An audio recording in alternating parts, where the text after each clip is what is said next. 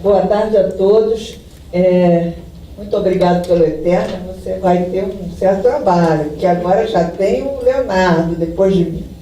Mas hein? Só tem um. Mas é sempre com muita alegria que eu venho aqui a esse auditório para apresentar os palestrantes ou falar sobre alguma coisa. Então, acho que desde que eu, enfim, saí o ano passado e entrei de licença depois, acho que é a primeira vez que eu venho presidir alguma coisa aqui, de modo que estou muito feliz. Eu vou apresentar aqui o Dr. Cláudio, que é o nosso primeiro palestrante. Quero justificar também a ausência do Procurador-Geral, do Cláudio, Piero Sete Marques e do Fernando Barbalho, porque eles estão com um problema grave lá no gabinete sendo resolvido e pedem desculpas por nenhum dos dois poder ter subido, né? Ontem o Fernando estava aqui, sempre algum deles vem. Mas nós vamos falar sobre os princípios da jurisprudência brasileira, uma análise comparativa. E o primeiro a falar é o Dr. Cláudio Pereira Souza Neto, a quem a Procuradoria agradece muito o prazer de tê-lo aqui. O Dr. Cláudio é mestre em Direito Constitucional e Teoria do Estado pela Pontifícia Universidade Católica do Rio de Janeiro. É doutor em Direito Público pela Universidade do Estado do Rio de Janeiro, professor de Direito Constitucional da Universidade Federal Fluminense e da Universidade Veiga de Almeida, presidente da Comissão Nacional de Estudos Constitucionais do Conselho Federal da OAB. Então, sem maiores demoras, eu vou passar a palavra ao Dr. Cláudio. Boa tarde a todos.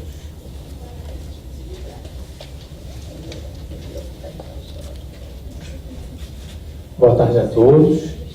É uma honra e uma satisfação pessoal vir aqui à Procuradoria-Geral do Estado do Rio de Janeiro, esse que é, sem dúvida alguma, o melhor escritório de advocacia do Brasil, né? Quem tem a oportunidade de ver o trabalho dos procuradores do Estado do Rio de Janeiro sabe que realmente temos aqui um trabalho de excelência. E é um orgulho para todos nós que participamos da comunidade jurídica aqui do Estado do Rio de Janeiro. Eu quero cumprimentar todo o público, em especial alguns procuradores presentes, a doutora Natália, que participou da organização do evento, a doutora Lucianeia, que preside a nossa mesa, o doutor Anderson Tiragem, que também organiza o evento.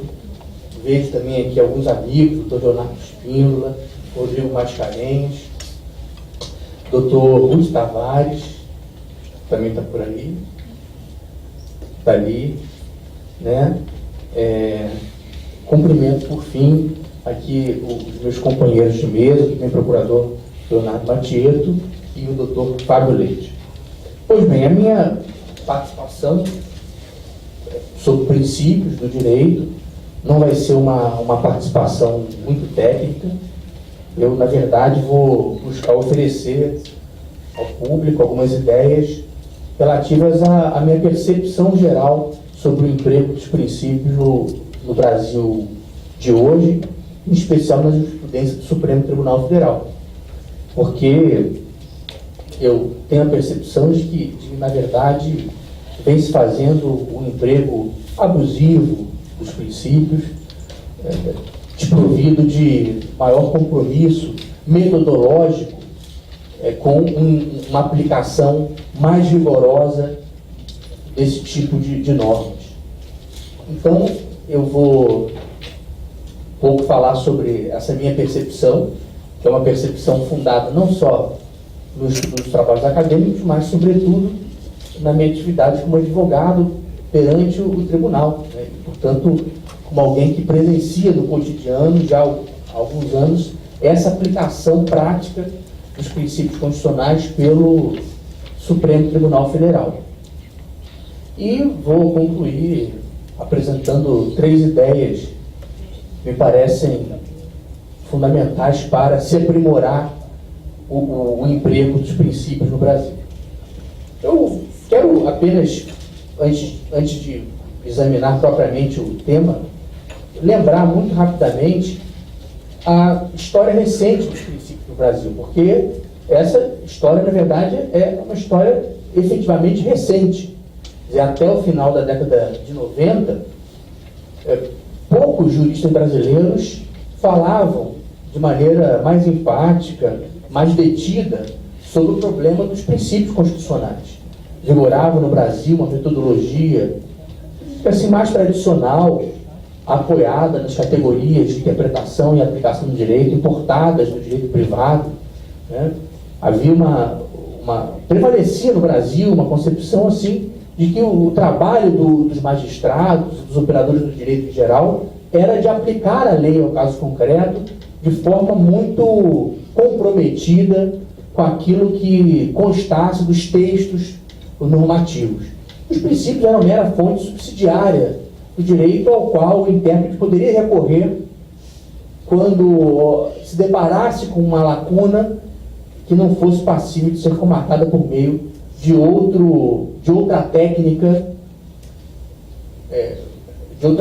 provida de maior objetividade. Então, os princípios eram fonte subsidiária do direito. Era isso que vigorava entre nós até a década de 90. Quer dizer, no âmbito da própria teoria constitucional, da forma como os constitucionalistas, os professores de constitucional, os ministros da Suprema Corte concebiam o seu trabalho, era uma forma assim, muito apegada ao texto constitucional, muito apegada ao texto legal.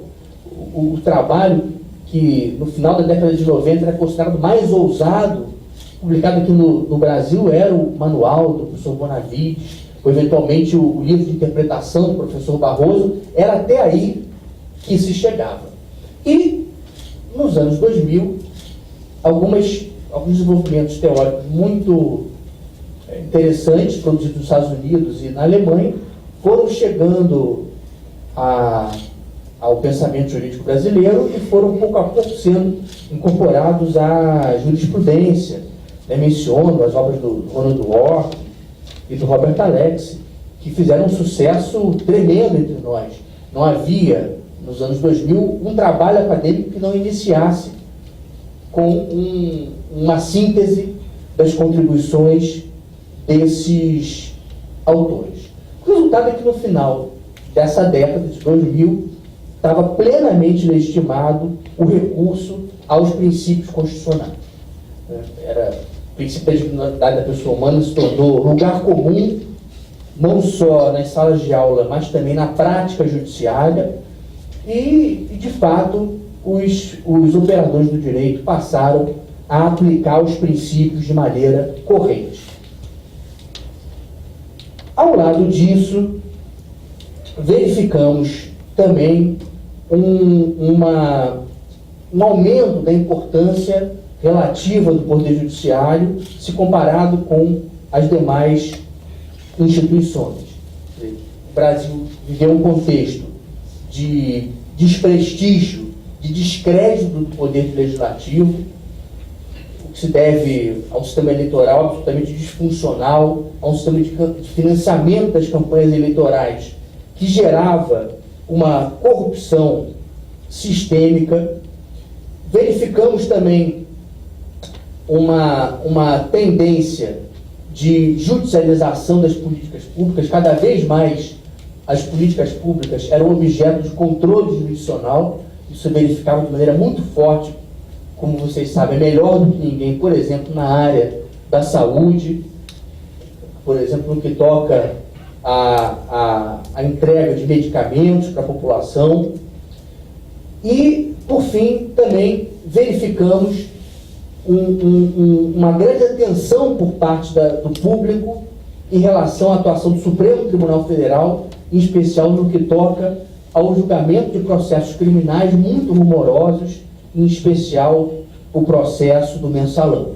Portanto, o Supremo Tribunal Federal, que antes era um tribunal que funcionava ali no recesso da sala de sessões do plenário em Brasília, e cujos julgamentos eram acompanhados pelos advogados que compareciam ali no dia a dia da atividade do Supremo Tribunal Federal, passa a ser acompanhado por toda a população brasileira que tem acesso às sessões televisionadas.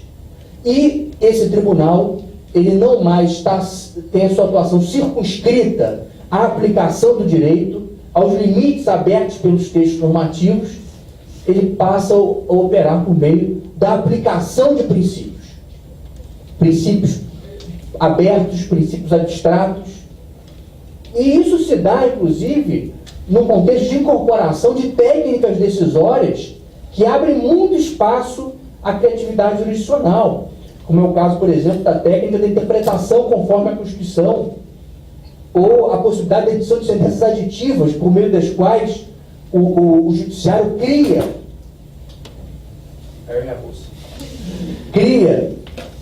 normatividade, a possibilidade de modulação dos efeitos das decisões que pronunciam a inconstitucionalidade das normas.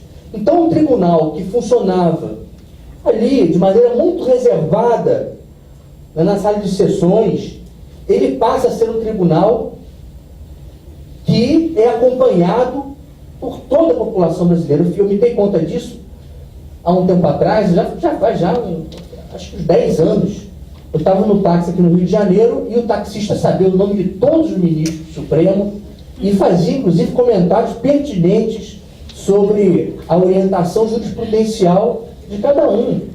Esse taxista não sabia mais os nomes dos senadores, dos ministros, talvez soubesse o nome do ministro da Fazenda, citando, mas os nomes dos ministros do Supremo Tribunal Federal, ele sabia todos. Portanto, esse é o cenário a que temos chegado no momento presente, né?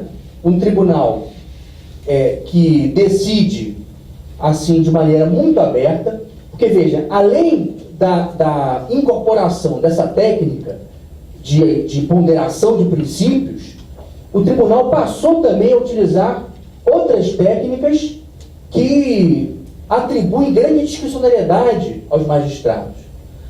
Por exemplo, a possibilidade de realizar juízos consequencialistas. Hoje, os ministros do Supremo, isso é muito claro na sua atuação, consideram as consequências concretas das suas decisões, o impacto que as decisões produzem na esfera econômica e social, e isso é plenamente legitimado. Quem advoga no Supremo sabe que não basta levar ao tribunal um memorial propondo de maneira descontextualizada a melhor interpretação de uma norma jurídica. Se for possível, levar também estudos de natureza econômica, se for possível, levar também considerações consistentes sobre a forma como aquela decisão impacta no arranjo institucional do Estado, do Brasil, etc. Esses são certamente elementos que contribuem para a formação do convencimento dos ministros do Supremo Tribunal Federal. Os ministros lidam com estatística. É cada vez mais comum que os magistrados considerem dados estatísticos nas suas decisões. Um caso muito expressivo em que isso ocorreu foi o caso do julgamento da ADC 43 e da ADC 44, na cautelar, que são duas ações declaratórias de constitucionalidade que dizem respeito à prisão, à possibilidade da prisão executando a pena fixada pela decisão de segunda instância. Um dos elementos que foi mais discutido naquela sessão, em que o Supremo se manifestou sobre esse tema, foi justamente a estatística dos processos que chegavam ao Superior Tribunal de Justiça e que obtinham lá uma decisão favorável, revendo a decisão condenatória proferida pela segunda instância. Os dados de São Paulo, por exemplo, são estarrecedores. Na proporção que, em alguns casos, chega até 50% dos julgados são revistos, porque aquele tribunal não tem tanta deferência relativamente, inclusive, às súmulas do Superior Tribunal de Justiça e do Supremo Tribunal Federal, Quem levou os dados foi a Defensoria Pública de São Paulo. As Defensorias Públicas do Estado do Rio de Janeiro, do Rio Grande do Sul, também levaram as suas estatísticas, e tudo isso foi objeto de discussão do Supremo Tribunal Federal. Direito comparado, né? O Supremo cada vez mais é uma corte aberta ao direito comparado. Antes tinha ali um ministro ou outro que, por ter estudado no exterior, trazia a cultura jurídica do outro país, eventualmente conhecia a jurisprudência do outro país, que era mencionada no curso dos julgamentos. Isso hoje vem se tornando um lugar comum, até por conta do acesso absolutamente facilitado à jurisprudência estrangeira propiciado pela internet. Então, hoje, o direito comparado, ele é lugar comum na agenda do Supremo Tribunal Federal. A minha preocupação qual é? É que essa incorporação de todo esse arsenal metodológico, que é absolutamente distante daquela forma de conceber a interpretação e a aplicação do direito que vigorava até os anos 2000, muito mais próxima do chamado positivismo jurídico, a minha preocupação é que essa incorporação de novas metodologias tem se dado sem o rigor que seria necessário. Né? Eu acho que o Supremo Tribunal Federal é o melhor tribunal do Brasil. Não tenho, dos tribunais em que eu atuo, sem dúvida nenhuma, o Supremo Tribunal Federal é o melhor de todos. Tenho muita admiração pelos magistrados do Supremo Tribunal Federal. Só que o desafio que cada um deles tem que enfrentar no seu cotidiano é um desafio sobre-humano. A quantidade de processos é absolutamente superior ao que seria adequado a uma pessoa dotada das melhores capacidades. Mas o magistrado, ele dedica, às vezes, 5 minutos, 10 minutos, 15 minutos a um tema, às vezes a um tema que é da máxima importância, mas ele não pode dedicar mais tempo que isso, porque há outros processos na fila que precisam também, que aguardam também pela sua decisão. De tal modo que o que se verifica hoje na prática jurisprudencial do Supremo Tribunal Federal, me parece, data vênia, é um abandono da metodologia jurídica mais tradicional, sem que a incorporação de novas técnicas decisórias se dê com o rigor, com a controlabilidade necessária. Nesse caso, por exemplo, que eu mencionei agora há pouco, da prisão em segunda instância, há, nos votos dos ministros do Supremo, data máxima, havia vários erros que são da máxima gravidade e que, na minha opinião, levaram o Supremo Tribunal Federal a chegar àquela conclusão. Em primeiro lugar, há um desapego com os limites textuais abertos pela Constituição e com os limites textuais abertos pelo Código de Processo Penal. O Código de Processo Penal faz referência expressa ao trânsito julgado e a Constituição Federal também faz referência à exigência de trânsito julgado. O texto constitucional federal até se abre a maiores possibilidades interpretativas, mas o Código de Processo Penal não. O Código de Processo Penal exige expressamente o trânsito julgado. E não é possível sustentar razoavelmente que a decisão legislativa veiculada por meio do CPP esteja fora das possibilidades interpretativas abertas pelo texto constitucional, ou seja, fora da moldura constitucional. A decisão legislativa se insere na moldura e é uma decisão válida. Então a decisão merece ser criticada, em primeiro lugar, por esse aspecto, que é a ausência de deferência ao texto, a ausência de deferência aos limites textuais. Eu tenho uma visão positiva quanto à possibilidade de o Poder Judiciário, em especial do Supremo Tribunal Federal, atuar de modo criativo, mas entendo que os limites textuais não podem ser ultrapassados. Não podem ser ultrapassados. Nem os limites legais, nem os limites fixados pelo texto, sobretudo os limites fixados pelo texto constitucional. Quando examinamos as estatísticas, em diversos votos há referência a uma estatística, até uma estatística produzida por um pesquisador da FGV, que se publicou na Folha de São Paulo, e a estatística não está correta, a estatística está errada. A Defensoria Pública do Estado do Rio de Janeiro, inclusive, publicou um trabalho em seguida.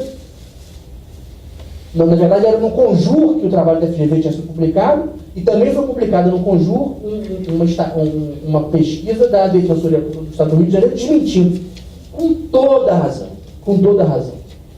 A pesquisa produzida pela FGV havia sido realizada por um estudioso que não conhecia o processo penal, que era inconsistente quanto aos pressupostos normativos, dogmáticos do processo penal, e produziu uma pesquisa que podia ter rigor sociológico, mas que adotava como premissas que não sustentavam na própria leitura do texto legal. Estatísticas estavam erradas. Né? O voto de alguns magistrados se fundou em estatísticas erradas. O emprego do direito comparado também era um emprego, data máxima vênia, inconsistente. Era um emprego que, na verdade, houve a referência a um único estudo de direito comparado produzido por uma Procuradora-Geral da República, profissional da máxima capacidade, mas que, obviamente, produziu esse estudo com o olhar do Ministério Público Federal. Quando nós conversávamos com, por exemplo, eu tive vontade de conversar com alguns especialistas em direito penal que estão na Alemanha, esses dados são absolutamente inconsistentes. Não é assim que se compara.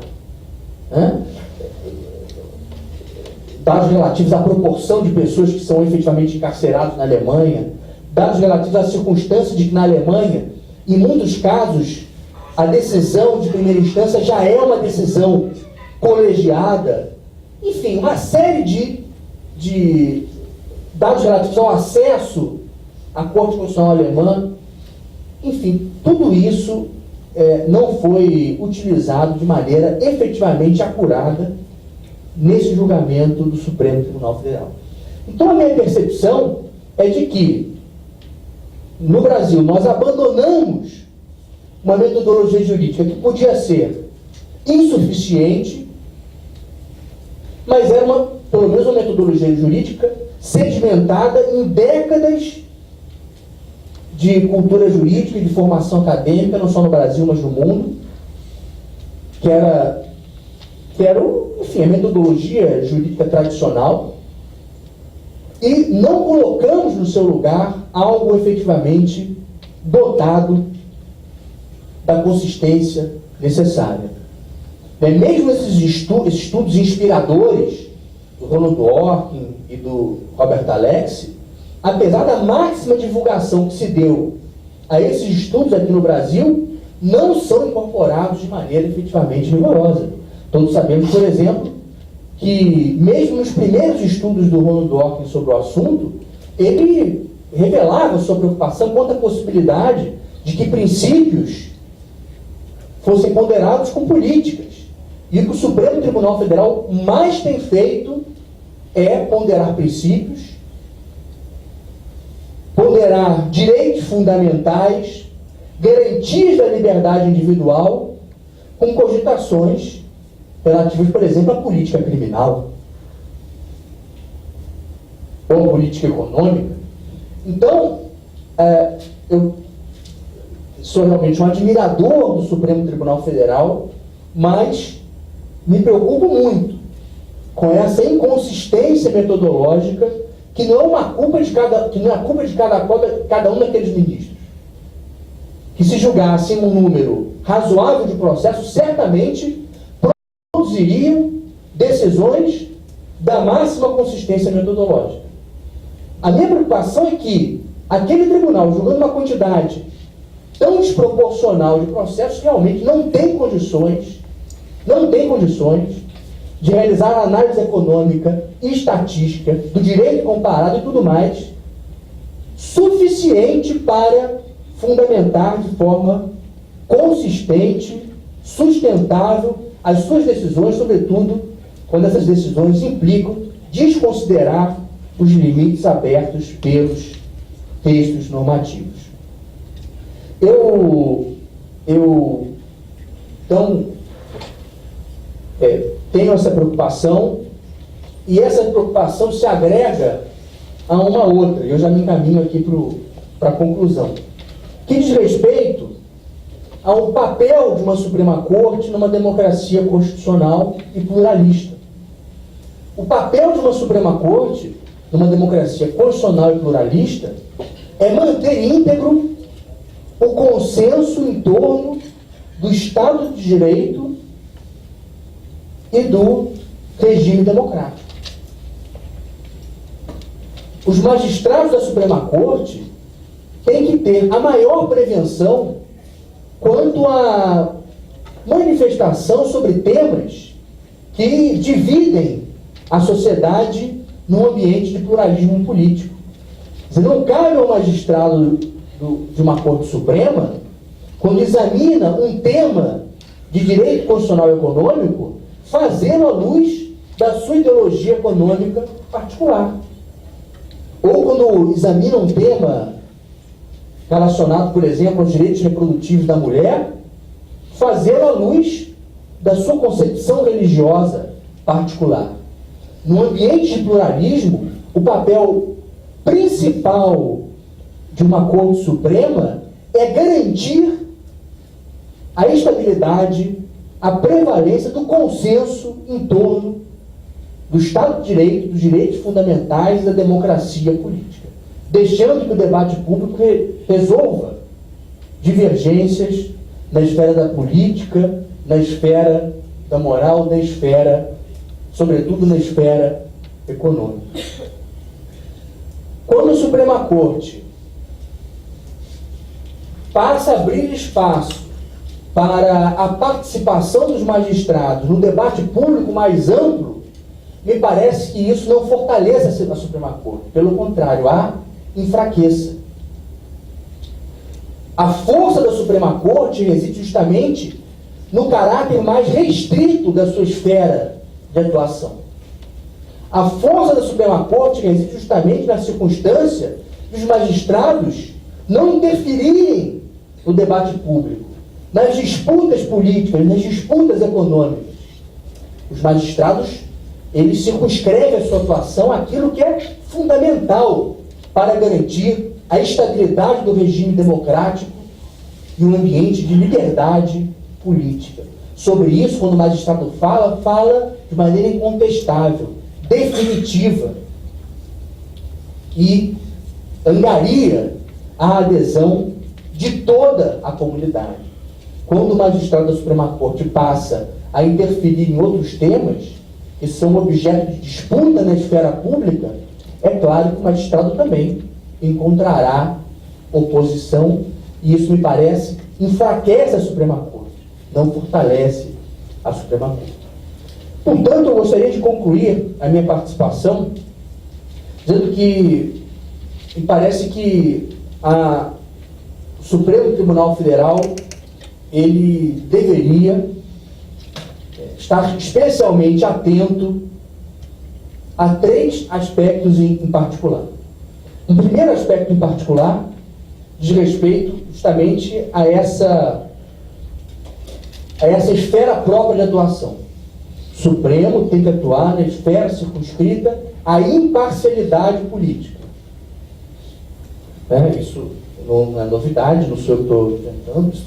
Toda a tradição da filosofia política contemporânea, Rawls, Habermas, etc., propugna por esse tipo de limitação material da esfera de atuação legítima das Supremas Cortes, que é manter esse consenso básico em torno do Estado democrático de direito. Acho que se os ministros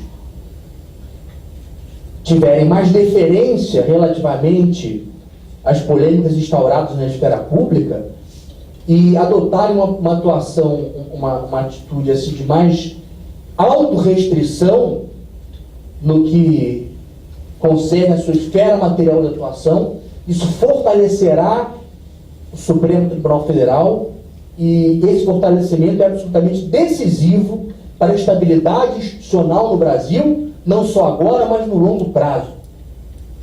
Essa tarefa de manter a Constituição viva, manter a Constituição eficaz, é uma tarefa da maior dignidade. E não é necessário que o Supremo Tribunal Federal vá além disso, porque quando vai, se enfraquece. Então esse é o primeiro ponto que eu deixo assim como proposta para reflexão aqui dessa audiência. Um segundo ponto diz respeito ao que me parece ser necessária uma deferência maior em relação aos limites textuais da Constituição e das leis. Nesse caso da prisão em segunda instância, por exemplo, a legislação falava de maneira explícita no trânsito julgado. Não dá simplesmente para desconsiderar isso. Não dá para passar por cima do texto e estabelecer uma construção de política criminal, que me parece, a rigor, até uma construção inoportuna, porque o Legislativo e o Executivo já vinham avançando muito no que toca ao aprimoramento dos instrumentos de persecução criminal. Houve, por exemplo, a edição da Lei de Acesso à Informação, que é absolutamente decisiva, como também a casa sabe melhor que ninguém, para o aprimoramento das práticas administrativas. Houve a edição 2013 da Lei de Organizações Criminosas, que inclui instrumentos de investigação que potencializam de maneira muito significativa a atuação do Ministério Público e das autoridades policiais, incluindo, por exemplo, o Instituto da Delação Premiada.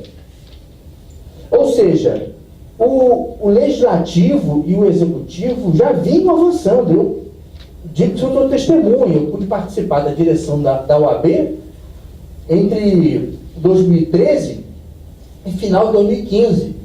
E fui eventualmente designado para participar de reuniões multilaterais que envolviam representantes do Ministério da Justiça, do CNJ, do CNMP, para discutir instrumentos de aprimoramento ao combate à corrupção. Esse realmente era um tema presente, não só por impulso dos governantes brasileiros, mas, sobretudo, em decorrência dos tratados internacionais, dos acordos internacionais que o Brasil subscreveu sobre essa matéria. Então, havia uma política criminal em curso e uma política criminal comprometida com o aumento da eficácia da persecução penal. E o Supremo resolve, porque lhe parece mais razoável, ali naquele momento, depois de decidir uma série de outros temas também, da máxima gravidade, que isso deveria ser alterado. E altera a despeito do texto expresso da Constituição e a despeito do texto expresso do Código de Processo Penal. Até acho que essa alteração poderia ser feita. Eu, pessoalmente, não acho irrazoável, por exemplo, que a execução da pena se dê depois da decisão do STJ. Acho que esse era o melhor caminho. Acho que não seria necessário esperar até a decisão do Supremo Tribunal Federal. Mas o exame das estatísticas demonstra que a quantidade de recursos providos pelo STJ em matéria criminal é tão grande que não é prudente deflagrar a execução da pena apenas com condenação de segunda instância. Em alguns casos chega a 50%. Pra você ter uma ideia, numa Câmara Criminal em São Paulo, 20% das apelações são providas. Em outra Câmara, 80% das apelações são providas. E não há instrumentos de uniformização da jurisprudência no âmbito do TJ de São Paulo, no que se refere a essa matéria. Então não dá. Uma justiça que ainda é tão incoerente na esfera estadual, que adotemos um parâmetro nacional segundo o qual as decisões condenatórias se executam já depois da segunda instância. Mas tudo isso me parece secundário. O principal o texto não era compatível com a construção feita pelo Supremo Tribunal Federal. E me parece que o Supremo Tribunal Federal deveria ser mais deferente ao texto. E, por fim, eu concluo, né, apenas dizendo que me parece que há também um elemento comportamental que a sociedade brasileira, assim, com toda a lealdade e com todo o respeito a esse grande tribunal brasileiro, deve também refletir sobre o assunto, né? O respeito à instituição do Supremo Tribunal Federal, ele está muito fundamentado na admiração que todos nós nutrimos pela Corte. E me parece que um comportamento mais tradicional para a magistratura fortaleça esse respeito, fortaleça essa legitimidade que todo o povo brasileiro confere à Suprema Corte. Muitas entrevistas sobre assuntos que às vezes estão em julgamento, palestras que ingressam em temas polêmicos, discussões no próprio plenário da Corte.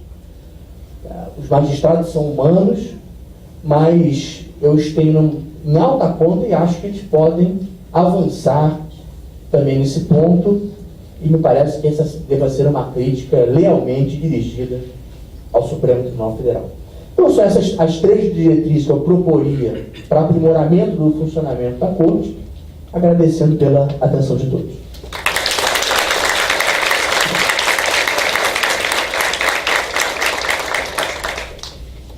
Agradeço em nome da Procuradoria as palavras do Dr. Cláudio, que para mim foram muito surpreendentes no que toca, por exemplo, a questão das estatísticas.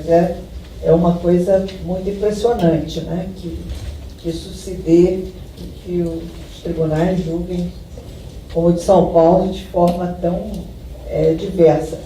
É uma grande preocupação, porque eu acho que cabe ao Supremo aí a garantia das liberdades e do Estado de Direito. Então, é uma matéria para reflexão, uma matéria muito forte para a nossa reflexão. Muito obrigada. Eu queria registrar a presença do Dr. José Augusto, que é o defensor-chefe do SEJUR. Muito obrigada pelo comparecimento, Dr. José Augusto. Vou passar a palavra agora para o Dr. Leonardo Mathieu, que além de procurador do Estado do Rio de Janeiro, nosso colega e amigo, também é mestre e doutor em Direito pela Universidade do Estado do Rio de Janeiro e professor da Unirio e da UCAM. Obrigado. Muito boa tarde a todos. É com muita alegria que eu volto a este auditório, hoje na presença de tantas pessoas queridas, a minha procuradora-geral, Luciana Guimarães Tavares, meus colegas de mesa. Não será isso nunca, para esse efeito, do coração. O meu estimado colega, estudamos juntos, Cláudio Pereira de Souza Neto, e ainda hoje me lembrava muito, acho que tivemos os mesmos mestres, então eu notei enormes coincidências entre o que você falou e o que eu trouxe escrito. Não é plágio, trouxe escrito, já estava pronto. Me lembrei especialmente do professor Ricardo Torres, para falar sobre princípios, acho que é uma referência muito importante. O professor Fábio Leite, também muito prazer em tê-lo aqui, em conhecê-lo e ouvi-lo mais adiante. Vejo muitos colegas, gostaria de registrar, se me permitem a distinção, o estimado Leonardo Spíndola, que escreveu o seu nome na galeria dos grandes procuradores desta casa. Vejo muitos servidores também, que é um fator de boas memórias, de muita satisfação. Alguns alunos, também me alegra ver alunos aqui. Cumprimento pela iniciativa do Congresso, de realizar este Congresso. Parabéns pela execução do trabalho, Anderson e Nathalie. Bom, feitos os agradecimentos, eu começo a exposição. E prometo que serei bastante breve. A minha intervenção propõe uma reflexão crítica sobre o panorama atual dos princípios na jurisprudência brasileira. Esse tema difícil que que foi provocado pelos organizadores do Congresso. Tema muito difícil. Mas com ênfase eu pretendo fazê-lo para a minha área de formação, que é o direito civil, e mais especialmente para o direito contratual. O direito brasileiro atual, como um todo, vive o protagonismo dos princípios. Se, no passado, os manuais usados pelos estudantes de direito desfilavam incontáveis regras e não dedicavam normalmente nem mesmo meia página a princípios considerados hoje cardeais, e isso acontecia, posso lhes garantir, em algumas das melhores obras que nós líamos, o quadro, todavia, mudou radicalmente. A Constituição de 1988 provocou uma profunda alteração na estrutura do ordenamento jurídico brasileiro. E, por ser repleta de princípios, volumosa, até dilatada, foi, pois, a deflagradora de uma revisão de todos os ramos da doutrina e com notável e significativo impacto na jurisprudência. Assim, o direito civil se constitucionalizou, o direito processual se tornou veículo de direitos fundamentais, o direito administrativo se tornou satélite de dispositivos constitucionais. E até porque não, faço aqui uma provocação aos colegas constitucionalistas, mesmo o direito constitucional mudou radicalmente, passando a conformar um extenso quadro de princípios, teoricamente aptos a fornecer soluções para todas as situações da vida e, o mais grave, mais sensível, às vezes, sem precisar da lei. Essa nova conformação elevou os princípios a um patamar em que jamais haviam sido colocados em nossa história. Os antigos, então chamados princípios gerais de direito, que eram remédios para as lacunas, eu lembro do artigo 4º da Lei de Introdução, quando a lei for omissa, o juiz decidirá o caso de acordo com a analogia, os costumes e os princípios gerais de direito. Esses princípios gerais de direito de outrora deram lugar a princípios normativos, a princípios como normas primárias de direito, indutoras da própria lei e, ao mesmo tempo, controladoras de sua constitucionalidade. Todos os livros passaram a destacar os princípios jurídicos, em especial os princípios constitucionais. Quem poderia ser contra, por exemplo, o princípio da dignidade da pessoa humana? O professor Cláudio fez uma referência ainda há pouco. Eu me recordo sempre, com muita graça, de como o colega professor procurador José Carlos Vasconcelos, ali sentado, se refere a este princípio: o Espírito Santo, ele está no meio de nós. É a dignidade da pessoa humana. É irresistível, né? É um princípio. Quem pode ser contra a dignidade da pessoa humana? Ou, no historicamente conservador direito das obrigações, como resistir à sedução dos princípios da boa-fé e da função social?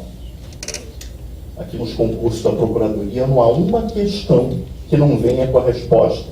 Um parágrafo sobre boa-fé objetiva, um parágrafo sobre função social do contrato.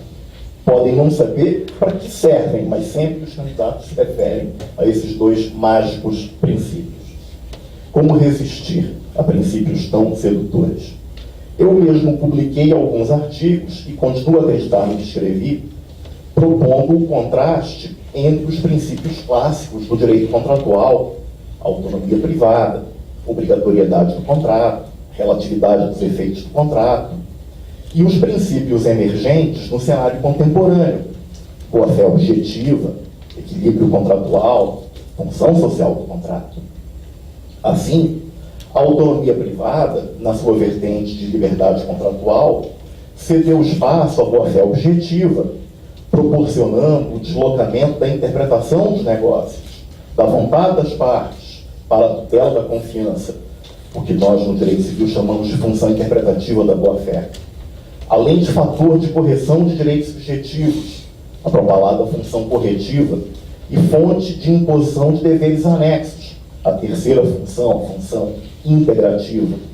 A obrigatoriedade, o pacta sunt servanda, a obrigatoriedade foi atenuada em prol do equilíbrio econômico das prestações, mediante a aplicação de institutos como a lesão e a excessiva onerosidade superveniente. A relatividade dos efeitos, a ideia de que o contrato vincula apenas as pessoas que contrataram, foi atingida em cheio pelo princípio de sua função social. Esta, aliás, a função social, passou a cobrir os principais institutos do direito privado: a propriedade, o contrato, a empresa e até, o que muito me assusta, mas muitos defendem, a função social da família.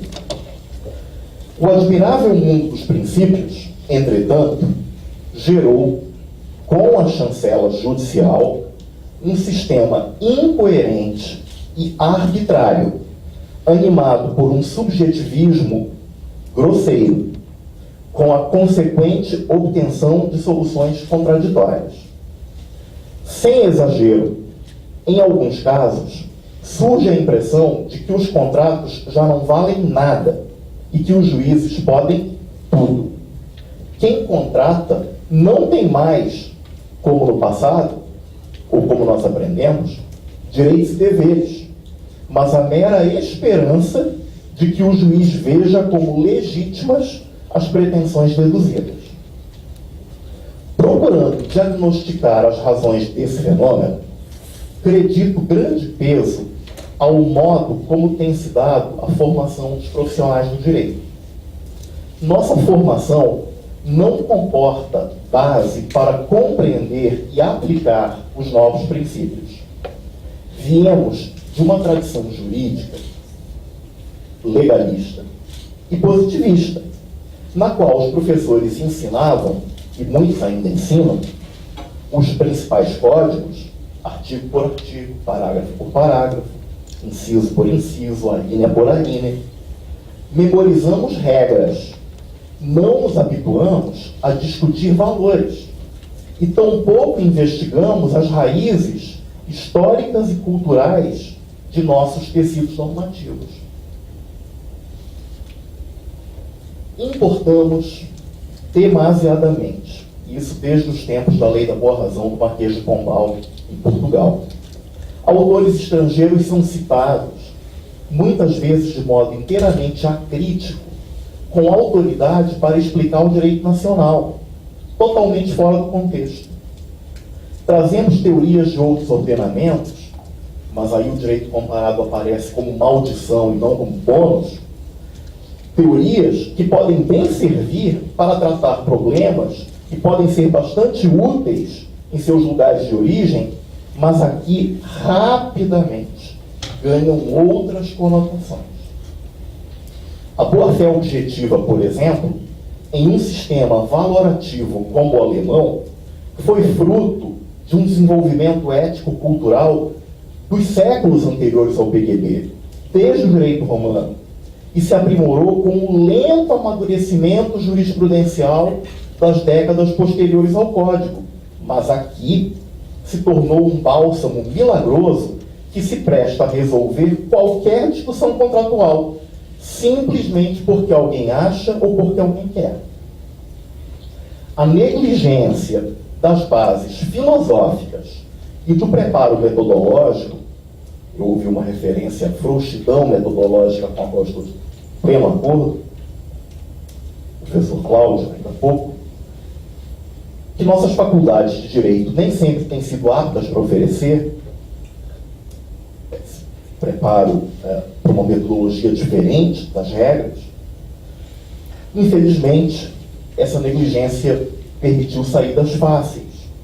Sempre há algum princípio que se possa invocar para defender qualquer posição, e não raro posições díspares. Já vi a função social do contrato ser usada para sustentar as posições mais egoístas, embora devesse ser o contrário. Função social não é para quem contrata, função social é para a sociedade. A boa-fé já vi ser usada sem qualquer preocupação ética, quando ela na sua origem, que analisa os valores éticos.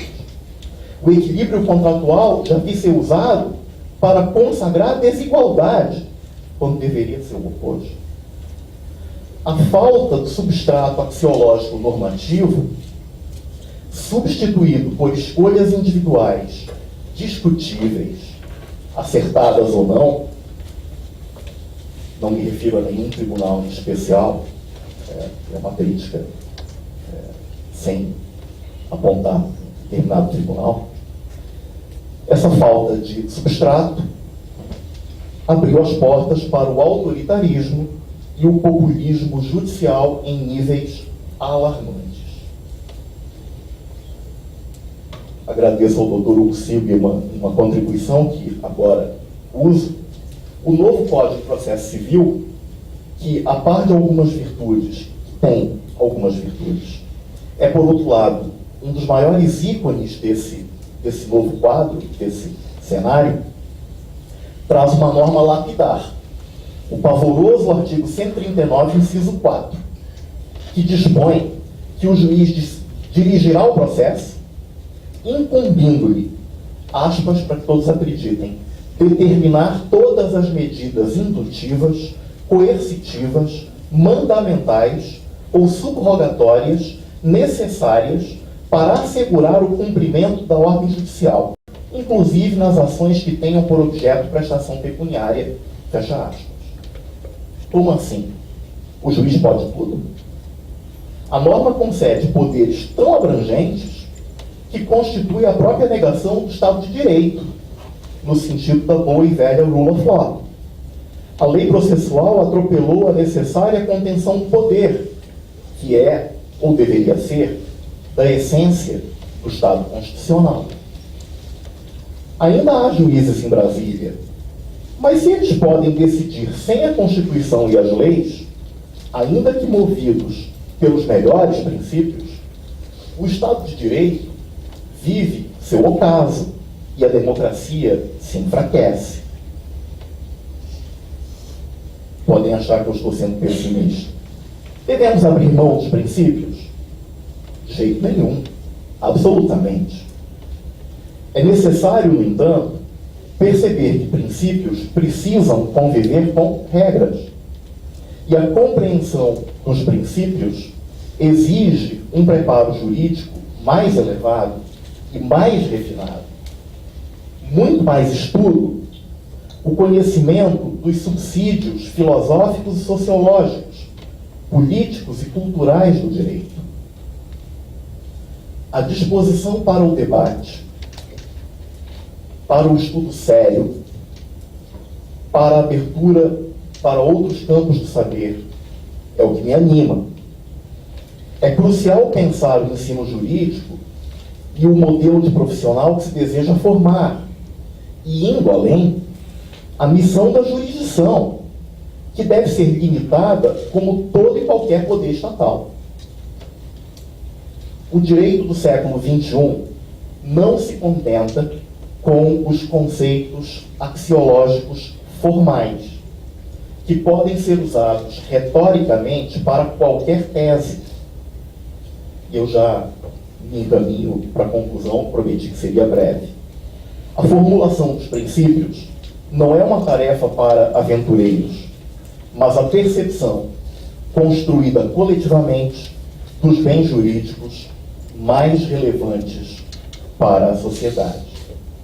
Muito obrigado.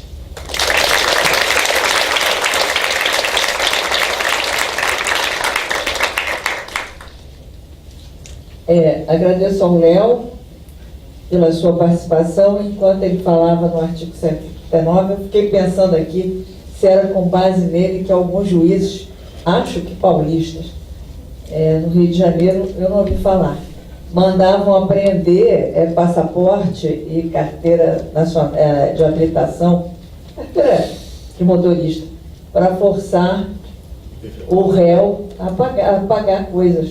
Que eu li no jornal e fiquei assim um pouco espantada, porque me pareceu uma coisa um pouco violenta. Mas quem sabe é com base nesse artigo, né? Não sei. É possível que seja. É meio assustador. Bom, vamos passar então a palavra ao Dr. Fábio Leite, que é doutor em Direito Público pela UERJ, professor associado da PUC Rio, bolsista de Produtividade e Pesquisa do Conselho Nacional de Pesquisa, CNPq, coordenador adjunto do Programa de Pós-Graduação em Teoria do Estado e Direito Constitucional da PUC Rio, membro das comissões de Direito Constitucional e de Jurisdição Constitucional da OAB Rio de Janeiro. Com a palavra, professor.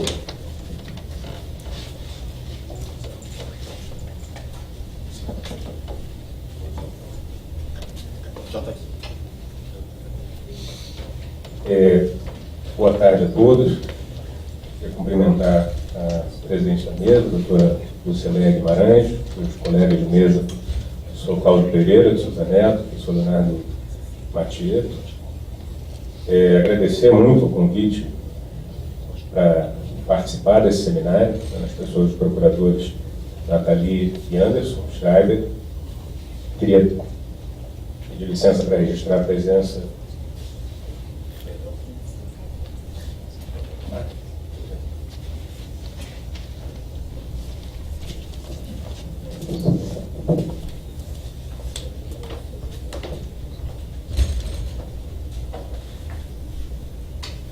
Vou usar só mais adiante esse PowerPoint, não vai cobrir toda a palestra. Queria registrar a presença da advogada da União, Cida Folém, e do procurador do Estado, Marcelo Brando, com dois ex-alunos do mestrado, lá na PUC. Muito me honro com a presença. Eu também pretendo ser breve e objetivo nessa exposição. Quero antes fazer uma apresentação, um sumário, digamos, como eu organizei. Eu vou começar falando sobre algumas questões conceituais importantes, são premissas, digamos, sobre o tema, porque, de fato, como disse o Leonardo, é um tema difícil, e ele é difícil porque ele é abrangente. Enfim, é difícil fazer uma apresentação sobre um tema como os princípios na jurisprudência brasileira. Mas eu vou fazer uma abordagem mais específica, mais concreta, a partir de uma pesquisa que eu tenho realizado, financiada pelo CNPq. Não vai ser um foco na temática da liberdade de expressão, mas algumas reflexões sobre princípios que eu não só acho, eu tenho certeza, valem para outros temas, mas a partir dessa experiência de pesquisa com a liberdade de expressão, queria extrair alguns pontos de reflexão, algumas questões para serem observadas, outras para serem criticadas, a respeito da aplicação de princípios e, enfim, se eu tiver algum tempo, talvez fazer alguma consideração também sobre liberdade religiosa, que é um outro tema onde eu acho que a situação ainda é mais grave, só que ela não é tão frequente quanto com a liberdade de expressão. A questão conceitual que eu queria colocar de largada é a seguinte. Nós estamos acostumados com essa dicotomia entre regras e princípios. E eu não quero questionar isso, acho que é válido, só acho complicado essa reflexão binária, ou regra ou princípio, estamos diante de uma regra ou diante de um princípio, e se estamos diante de uma regra, estamos diante de enunciados normativos com uma série de características, e inclusive a forma de resolução, e se estamos diante de princípios, são outras as características e outra forma de resolução. Não questiono essa distinção, mas seguindo a linha de um autor americano, Frederick Schauer, me parece que é mais útil nós pensarmos de outra forma, nós identificarmos um contínuo, uma linha, onde em um extremo nós temos as regras, em outro extremo nós temos os princípios, e vamos ter um sem número de dispositivos que vão estar nesse caminho, nessa linha. Então, mais útil do que perguntar se estamos diante de uma regra que, em geral, é caracterizada por ser concreta, específica, determinada, ou diante de um princípio, em geral, caracterizado por ser abstrato, vago, indeterminado, seria mais interessante nós nos perguntarmos, diante de um dispositivo, o quão determinado ele é, o quão indeterminado ele é, o quão abstrato, o quão concreto, o quão específico, o quão vago ele é. E a partir daí nós vamos saber o que nós estamos oferecendo em termos de discricionariedade para o intérprete e até que ponto, como disse o professor Cláudio, nós temos que reconhecer os limites textuais, porque alguns pontos já foram definidos no texto. Então, esse tipo de abordagem me parece, e aqui eu estou citando o Frederic Chauvet, mais útil do que apenas perguntarmos se estamos diante de regras ou princípios, porque em muitos casos nós vamos ter um dispositivo que se assemelha a uma regra, mas por outro lado também tem uma indeterminação. Tem os exemplos clássicos de é proibido o veículo no parque, que é um exemplo do Hart, que é um bom exemplo, o que é veículo. Nós temos uma ideia de muitas espécies de veículos, mas para esse fim tem um campo de indeterminação. Então, um concurso tem que ser feito a lápis. Que lápis? Lápis de cor, lapiseira funciona como lápis.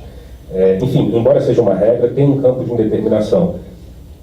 E nós sabemos das consequências disso, que quando nós optamos por, e não tem o melhor e o pior, em determinadas situações é importante deixar uma margem de discricionariedade para aquele que vai interpretar e aplicar. Em outras situações, não. Em outras situações é melhor que essa decisão já tenha sido tomada a partir de uma ponderação. Essa é a primeira questão conceitual que eu queria colocar. Embora eu vá enfocar mais o tema da liberdade de expressão e a partir daí extrair alguns problemas relacionados a um método de tomada de decisão baseada basicamente em princípios, tem um outro problema relacionado aos princípios que não estão presentes necessariamente nessa temática da liberdade de expressão. Ainda assim eu queria fazer alguma referência a eles. É um dos problemas que eu vejo em relação aos princípios na jurisprudência brasileira hoje. É o reconhecimento de que as regras, seja ela no plano constitucional, seja no plano infraconstitucional, elas são também fruto de uma ponderação de princípios, ou seja, já tem uma ponderação realizada pelo legislador. Claro que nós podemos reavaliar, mas o que não faz uma ponderação feita pelo próprio Constituinte, a partir de valores ou princípios, normas abertas, etc. O que não faz muito sentido, e eu tenho verificado na jurisprudência brasileira, em alguns assuntos, não vou dizer que são em muitos, pode haver em muitos, mas eu verifico em algumas temáticas que aí me afetam como advogado da PUC, sou assessor jurídico da reitoria, mas não estou falando aqui como assessor jurídico da reitoria, ou seja, no sentido de que eu estou defendendo os interesses da PUC. Honestamente, em relação ao mérito, para mim é indiferente. A questão é muito mais aqui de fundamento jurídico, de metodologia jurídica. E o que eu tenho visto de problema em relação a isso, quando os juízes invocam um princípio que já foi considerado pelo legislador, mas para criar uma regra, e os juízes invocam um princípio para deixar de aplicar a regra, mas sem dizer que a regra é inconstitucional. Então fica uma grande confusão, porque o que eu posso concluir disso? Qual é a orientação dali para frente em relação a essa regra? O caso que eu estou falando, eu poderia falar de mais de um, envolvendo basicamente a mesma temática do acesso à universidade. Mas a Lei 9394, que é a Lei de Diretrizes e Bases da Educação, ela exige o ensino médio completo, a conclusão do ensino médio para ingressar na universidade. Isso está na lei, isso já é uma ponderação que foi feita a partir de um dispositivo vago, abrangente, principiológico, como o direito à educação. Então essa ponderação já foi feita e daí resultou uma regra que gera alguma previsibilidade, que me parece razoável, mas isso pode ser discutido. Se alguém entende que isso não é razoável, que essa ponderação feita pelo legislador não passa num teste de razoabilidade, nós podemos discutir isso. Se entender que não passa pelo teste da razoabilidade, então é inconstitucional, mas isso fica muito claro. O problema é o candidato fazer a prova do vestibular, ser aprovado, dizer que foi surpreendido porque não pode se matricular, recorrer ao judiciário, o judiciário assegurar esse direito, dizendo que a Constituição é superior à regra, mas não diz que a lei é inconstitucional. Então a universidade fica naquela situação onde, e o que eu faço da próxima vez?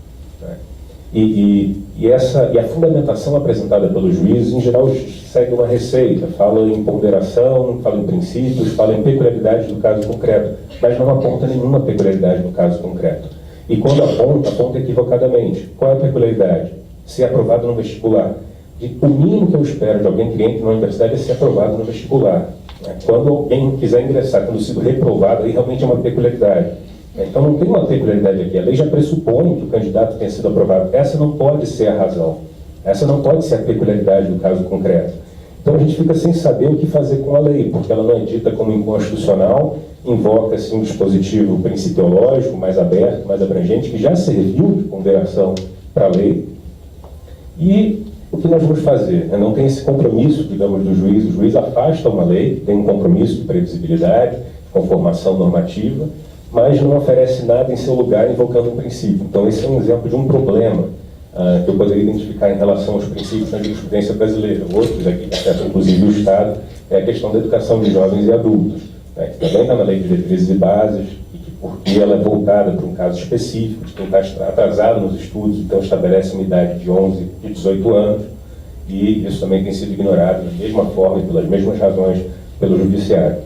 Quero dizer também, é só um detalhe importante, que o primeiro exemplo que eu ofereci a vocês, ele é ignorado pela Justiça Estadual do Rio de Janeiro, a Justiça Federal não.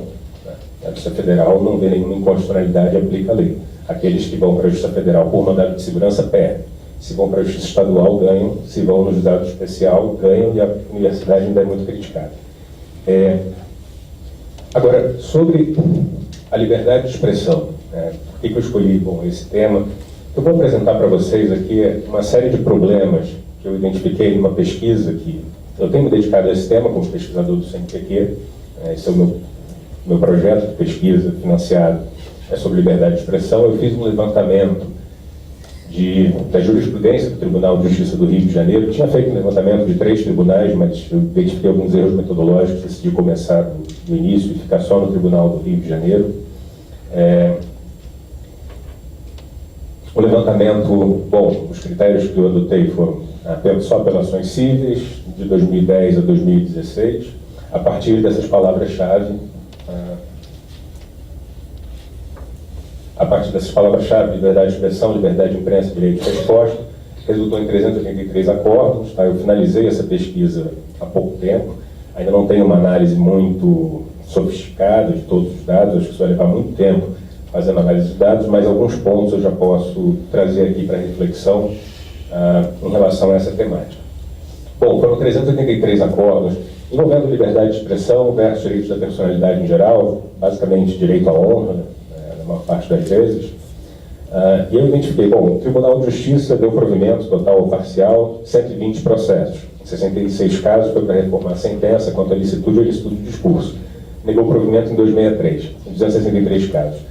Isso pode sugerir que nós não temos um problema, porque tem uma concordância muito grande entre juiz e tribunal. E eu quero mostrar que isso é enganoso. Essa é uma impressão que eu tenho, porque eu li não todos os acordos, eu li a maior parte deles. Eu coordeno um grupo de pesquisa, que é a CLEB. A CLEB pesquisa sobre liberdade de expressão no Brasil. E conta, inclusive, com o procurador do Estado, o Dr. Vitor Campos, também é membro da CLEB. Eu li a maior parte desses acordos, e realmente digo a vocês que não há uma segurança, senão não posso demonstrar, vou sugerir apenas a partir de alguns levantamentos, não há uma segurança e previsibilidade em relação às decisões judiciais a despeito de, a maioria dos casos, 263 processos, o tribunal ter confirmado decisão de primeira instância. Sentenças pela liberdade de expressão foram 226, o Tribunal de Justiça manteve 185, reformou 41. Sentenças pela indenização foram 156, tem uma que não se aplica, por isso que o total aqui não dá 383. O TJ manteve 131 e reformou 25. Eu estou aqui dando um exemplo para vocês do que esses números escondem. Isso aqui são exemplos de discurso protegido, discurso não protegido, ou seja, protegido porque tanto o juiz quanto o tribunal entenderam pela liberdade de expressão. Tem aqui canalha, cretino, safado, criminoso. Eu não vou ler todos, alguns por razões óbvias. Canalha, cretino, safado, criminoso, desonesto, ladrão. O autor, quem moveu a ação, era um prefeito. E o relator identificou apenas ânimos narrandi mantendo a sentença, é apenas um ânimos narrandi, é uma descrição do prefeito. Um discurso, por outro lado, que não está protegido, capacho, lacaio do patrão, lobo mau, que ele chamava doutor Cordeiro, tem um trocadilho aqui, práticas sacanas, covardes e patronais. E o réu aqui era um sindicato dos metalúrgicos do Rio de Janeiro. Quer dizer, uma crítica típica de sindicato e não está protegido. E dúvida é essa divergência entre juiz e tribunal. Um decide de uma forma, o juiz decidiu contra a liberdade de expressão, nesse caso o tribunal decidiu a favor. Mentiroso, mau caráter, ladrão, canalha, cara de pau, apedeuta, que é estranho no xingamento. E esse caso era ex-prefeito, quer dizer, compara esse último, esse terceiro, com o primeiro. E aí, no caso aqui, eu só botei que ele é alvo de um inquérito no Supremo Tribunal Federal.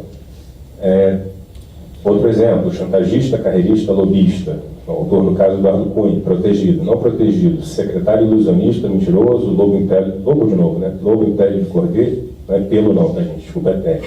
Cordeiro, cavalo paraguaio.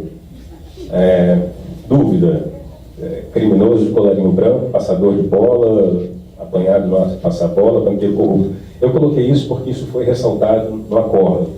Quero deixar bem claro que eu sei que os casos têm peculiaridades e não é apenas em razão do xingamento, não é apenas em razão dessas ofensas. Tá? Isso aqui, como eu disse para vocês, é apenas para sugerir. Um estudo que vai ser feito ainda a partir desses 333 acordos, vai ser uma análise mais consistente da incoerência e da falta de previsibilidade. E esse é o grande problema das decisões judiciais a esse respeito, porque baseadas em dispositivos vagos e seguido também uma receita complicada em termos metodológicos. Vai terminar, acho que esse aqui é o último ou penúltimo. Uma rádio clandestina associada ao tráfico de drogas, é protegido. Juiz caloteiro não está protegido. Aliás, tem uma coisa que a pesquisa já mostrou, não critiquem juízes. Tá? Isso é só um meu presente de Natal, hashtag fica a dica. Não critiquem juízes. De 8 processos, eles ganharam 7. E o valor mais alto foi R$300 mil, quando em geral fica em 5 mil, 10 mil, 20 mil. Mas quando é juiz passa para 50, é o piso, o mínimo é 50, o máximo é 300. E esse de 300 envolvia não só o juiz, como a família toda dele. Foi um pouco para cada 90, enfim. Juiz caloteiro, então não está protegido. Banda podre da Polícia Militar, são palhaços, são flamenguistas, não vou comentar isso. Esse é um caso de dúvida. Mas é interessante, essa questão do são flamenguistas ela é importante por um outro dado que eu vou trazer a seguir. E por fim, discípulo de Gaddafi, pode. Lady Kate, que eu fui pesquisar, é uma personagem do Zorra Total, não pode chamar a esposa do prefeito de Lady Kate. Isso gerou R$40 mil. Lady Kate, R$40 mil. Dúvida, esse caso também é bem interessante por uma razão que eu vou colocar adiante. Questão de gênero, inclusive. Nova geração de Maria Chuteiras está solta, mulher pegajosa, bola da vez, chifruda, namorada ou ex-interesseira.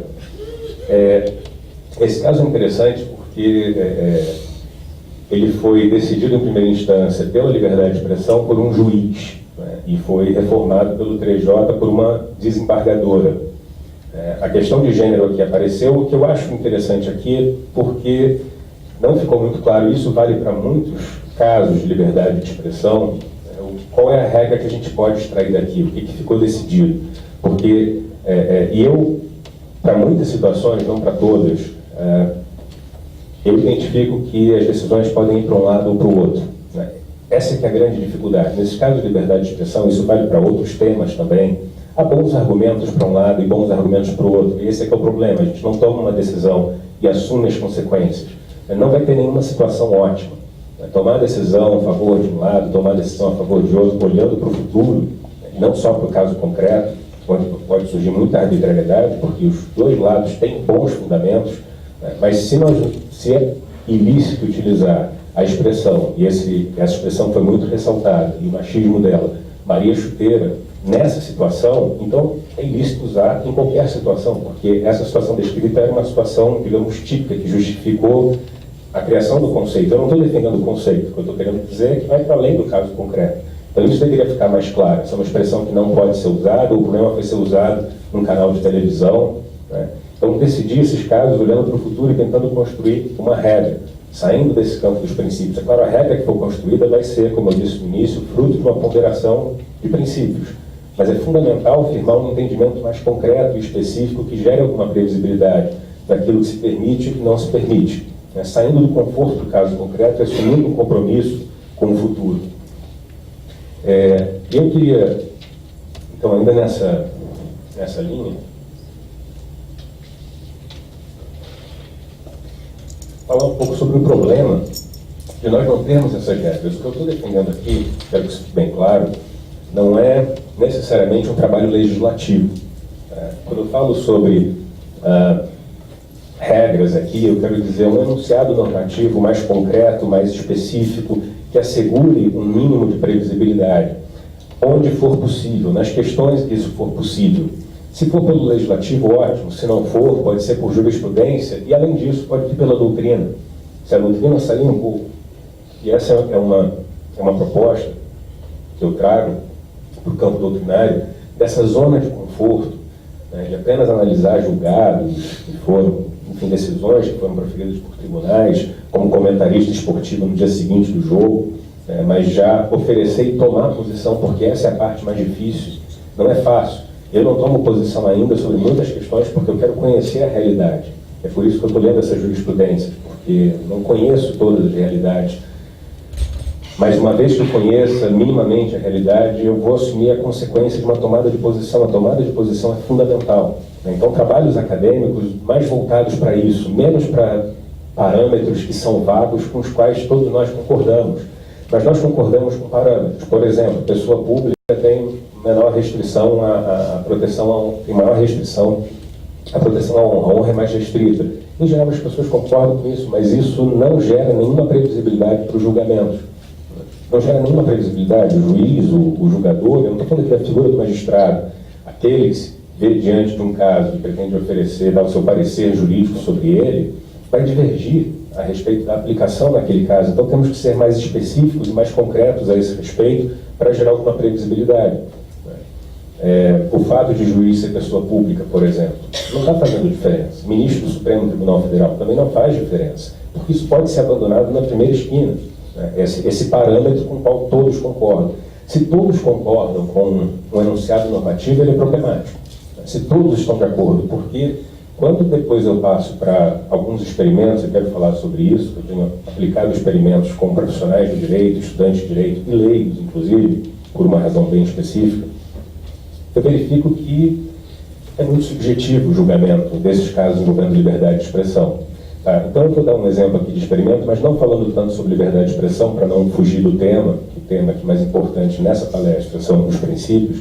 Eu tenho feito alguns experimentos que têm propósitos específicos, mas digamos que um propósito geral sempre é comprovar o problema da falta de regras, né? E quanto o julgador, no caso o julgador não o juiz, mas aquele que participa do experimento, os participantes, podem decidir de uma forma ou de outra, porque não tem nenhuma regra para guiá-lo, né? Nenhuma regra que ofereça um mínimo de previsibilidade para a decisão para ser tomada, são dispositivos vagos, e a partir deles cada um acha que está fazendo justiça e que está dando a melhor resposta, ou está dizendo a resposta certa. Eu não vou apresentar aqui os experimentos, porque especificamente, em detalhes, porque, como eu disse, eu ia fugir do tema, mas esse primeiro que eu realizei é um experimento sobre direito ao esquecimento. Eu criei uma história, enfim, de um jogador de futebol hipotético, claro, inspirado em figuras reais, um jogador de futebol machista dos anos 80, bad boy, briguento, etc. Aquele tipo, um tipo, né, que a gente conhece, aplica-se a vários jogadores, mas que se afastou da mídia, ex-jogador de futebol, foi dos anos 80, saía com modelos, etc. E hoje leva uma outra vida, mora em Petrópolis, tem 2 filhas, adotou um filho, etc. Bom, ele vai ter uma espécie, né, um genérico de Globo Repórter,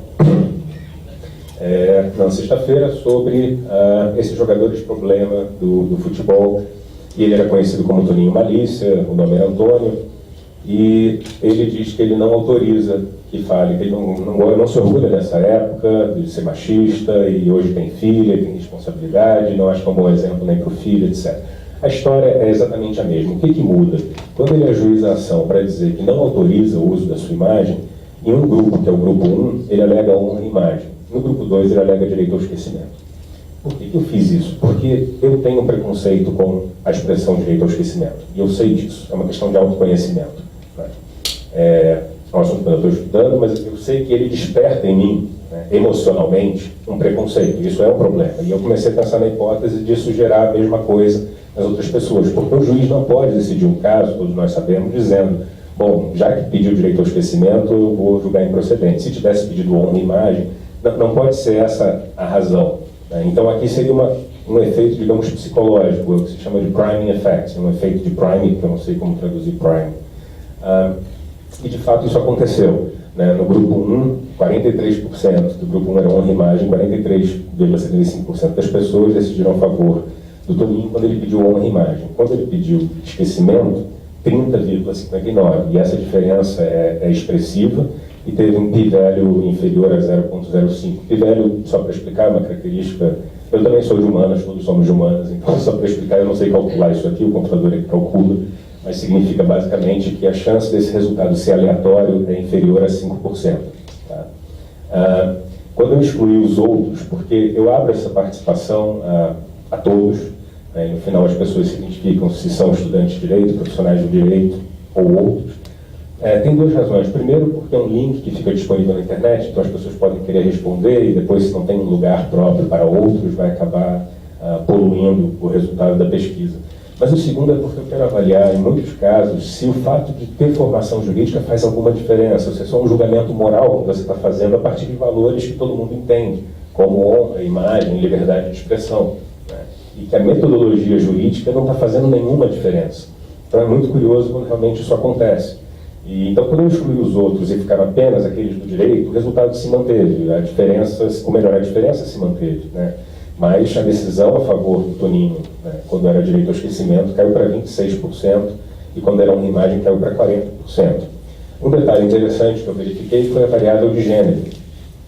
Aliás, que eu identifiquei não, que eu tenho que dar crédito. Foram as pesquisadoras, duas pesquisadoras do meu grupo, que eu não tinha pensado nisso, não era uma hipótese. Quando eu criei a história, eu não tinha pensado nessa hipótese, e elas decidiram avaliar se a questão de gênero fazia diferença, e fez muita diferença. Esse foi um ponto muito interessante.